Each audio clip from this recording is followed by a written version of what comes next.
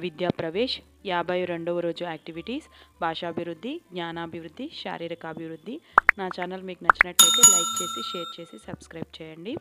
విద్యా ప్రవేశ్లో 90 రోజుల శిక్షణ కార్యక్రమంలో 52వ రోజు యాక్టివిటీస్లో లాంగ్వేజ్ అండ్ లిటరసీ డెవలప్మెంట్. ఇందులో వాహనాలకు సంబంధించినటువంటి గేయం వీల్స్ ఆన్ ద బస్ అభినయ గేయంని హావభావాలతో పాడవలసి ఉంటుంది. Wheels on the bus go round and round, round and round, round and round. The wheels on the bus go round and round, all through the town. The horn on the bus goes beep, beep, beep, beep, beep, beep, beep, beep, beep. The horn on the bus goes beep, beep, beep, beep, beep, beep, all through the town. The doors on the bus go open and shut, open and shut, open and shut. The doors on the bus goes open and shut, all through the town. The driver on the bus says move on back, move on back, move on back.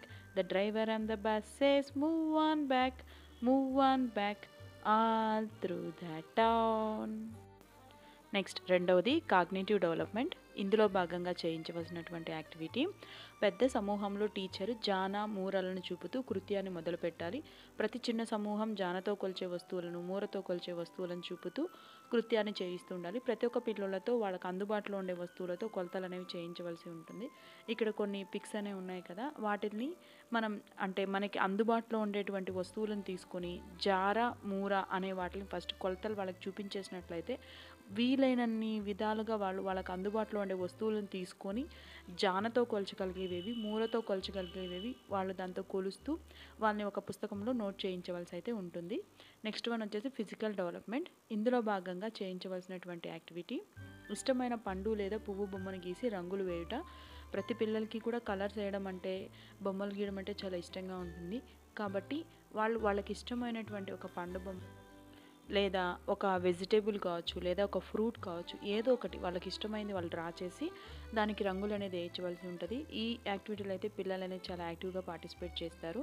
కాబట్టి మనం ఈ activities చేయడం ద్వారా శారీరక అభివృద్ధి అనేది బాగా జరుగుతుంది.